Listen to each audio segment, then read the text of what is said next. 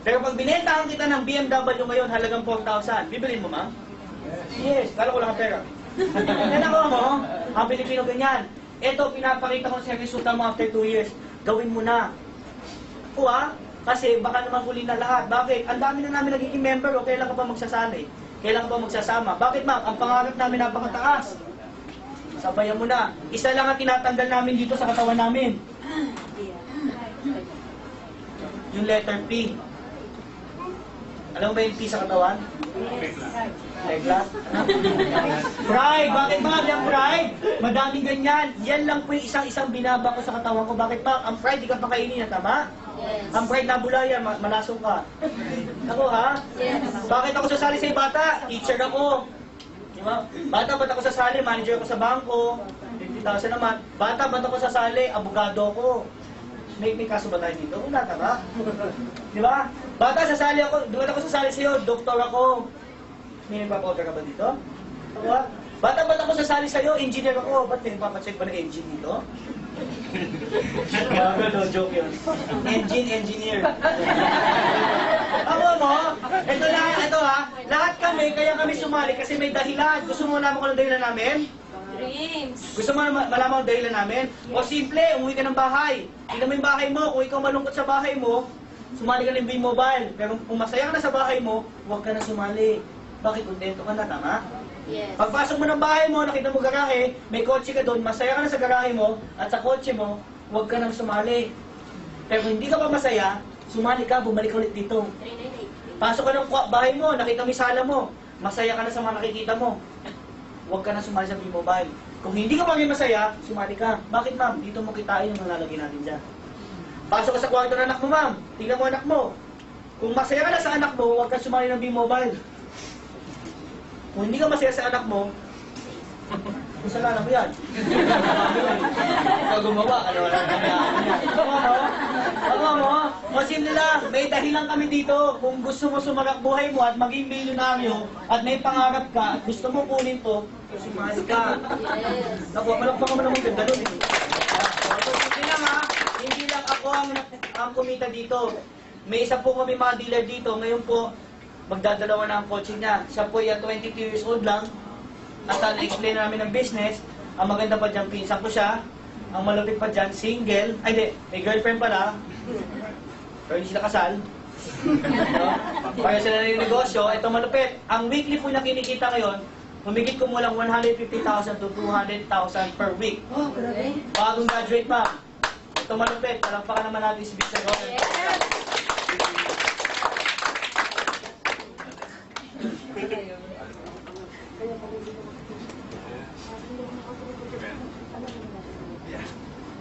Good evening. Good morning. Good morning. Good evening nga po. Good evening. Good morning. Good morning. Good morning. Okay. I am Anton Azania po. Basically, I'm bagong graduate lang po. 23 years old technically. Hindi po 22. 22 po nung sumali ako sa business. Pero right now, I'm doing the business for good na. Actually, to be honest with you, before, inintroduce sa akin yung parang medyo skeptic kasi I understand yung sitwasyon niya po. Pinakita niya rin din po sa akin yung negosyo. Pero una, sabi ko parang mahirap. Kasi katulad ko, bagong graduate, pero magsisimula ka na negosyo. Pero nung nakita ko yung opportunity, sabi ko, sige, susubukan ko. I know I can do it eh. Kasi in this case, magkano? 12.7. Ilang friends mo dito? Ilang kaibigan mo i-invite? Dalawa. Meron ba dito? Higit sa dalawang kaibigan? Yes. Ikaw ma'am, dalawa lang ba po ba ang kaibigan nila? Marami pa doon. More than, mga 3 naman, no? O, maganda na yan, ma'am. Kasi kung 3 kaibigan mo, hindi mas mabilis, tama? Pero look at this. Katulad ni Kuya, actually, I'm very thankful to that person kasi siya po yung nagbago ng buhay ko. Aside from B-Mobile, si Kuya Kiwi din po nagturo sa akin dahan-dahan kung paano ko gagawin yung negosyo. Pero basically, to show you, ito doon po yung mga nangyayari. Pwede na po ba sa isang linggo?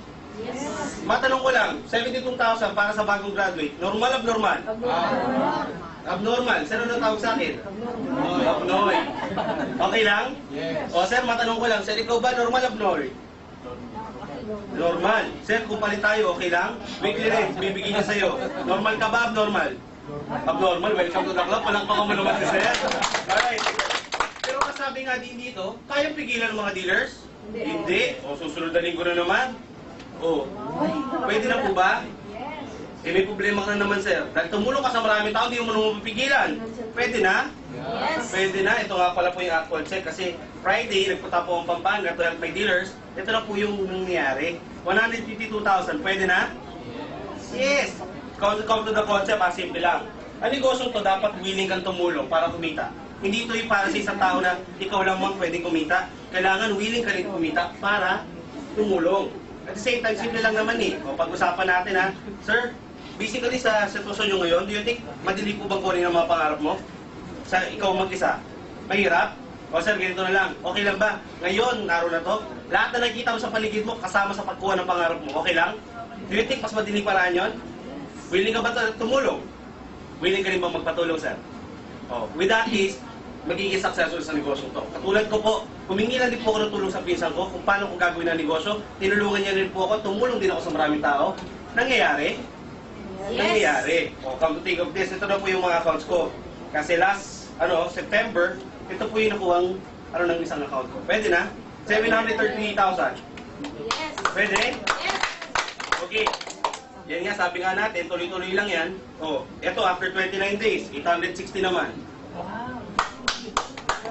Okay? Kasi ginawa ko, 3 accounts ko, hindi ko po nilimitahan ang sarili ko sa isa. Ginawa ko 3. Okay? Kaya may kita mo, dito ko nagulat.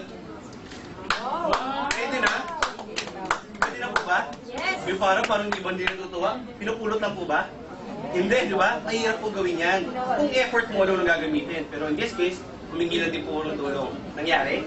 Yes. Alright. Eto, lastly, pwede na? Ito yung pinaka-recent. Pwede na? 1.1 million? Yes. Pwede. O sabi nga ni Kuya Piwi, kailangan mo lang tanggalin itong sa katawan mo. Alam mo bakit? Sabi nga, pwede pa kayo sa pamilya? Hindi. Pwedeng bumuhay ng pamilya? Hindi rin. Kasi pag pinakain mo sa pamilya mo ang pride, sabi nga niya, bubula ang bibig ng mga yan. Sabon. Okay?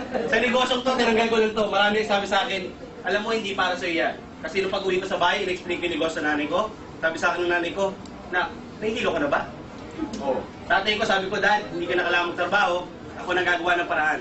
Pero sinabi ko sa kanya yung 900,000, sabi sa akin ng tatay ko, na, gutom ka ba? Sad is to say, pero normal po yan sa ating mga Pinoy. So, see is to believe. Tama? Kabaliktaran tayo ng mga in-check. Gusto ng mga in-check? Subok muna bago resulta. Ang Pinoy, nagpapakawais, gusto, resulta muna bago subok. Kaya tinan mo sa Pilipinas, sino mas mayaman? Pinoy in-check. Yes. Chinese kasi they want to try it first. Kasi kung sakali man mag-fail sila, at least they know how to do it. Again, kung paano tama na. Sa Pinoy, hindi. Hindi pa niya nasusubukan, ang dami niya kagad sinasabi. Tama? Tanong, nag-buy ka na ba ng training unit? Kasi katulad ko, ginawan ko lang din ng paraan. Pero tingnan mo naman, magkano po ba ang binali? At gano'n po ba karaming tao na tulungan ko with this business? You agree? Yes. Alright. Hindi mo ba, simple lang. 3 months ko lang itong ginawa. Nung sabi sa akin ng tatay ko, meron ka 3 months para gawin yung negosyo. Pag hindi ka nag-succeed in 3 months, pumunta ka ng Singapore, doon ka magtrabaho. Sabi ko naman, sige Dad, give me 3 months. Pinayagan niya nga ako, pero araw-araw sa ginawa ng Diyos, araw-araw niya rin ako sinisigawan. Araw-araw niya rin ako napagalitan. Pero alam mo, I never take it against them. Kaya sabi ko nga, malamang may rason siya kung bakit niya ginagawa sa akin yun. Pero sabi ko nga, kung di-discourage niya ako, sinachallenge man lang niya ako, ginawa ko, dinobantayan ko lang yung trabaho ko. Kasi in that case, ibig sabihin, may rason siya kung bakit niya ginagawa yun. Tama? Pero, in 3 months, B-Mobile po. Kaya sobrang proud ako sa negosyo to. Kasi tinanggal ko lang yung pride. Alam mo, pag tinanggal mo pride, anong balik? Tanong mo sa akin ano? No. Tanggalin mo lang yung pride. Anong babalik sa akin? Right. Right. Okay? Ito po, papakita ko rin sa inyo. I'm very proud of this car. Okay? Ngayon po, after 3 months, nakabili ako ng sarili kong Nissan Sefiro. Wow. Kung titingnan mo, hindi ito yung pinakamahal, hindi rin po yung pinakabago. Alam mo bakit ako sobrang proud sa coaching to? Kasi every centavo of this, akin po. Hindi Yes. po ito galing kung kanino, hindi ito galing sa parents ko. I own it. Okay? Tapos last week, nabili ko na rin po yung sarili kong Expedition. Okay? It's because also of the help of B-Mobile. Kaya sabi nga natin, gawin mo itong negosyo, hindi lang because of money. Do the business dahil alam mo, nakita mo sa negosyo to, may pangarap kang pwede mong kunin. Klaro? Yes. Okay. First Kuya Piwi, yan natin. Ay, thank you ma'am.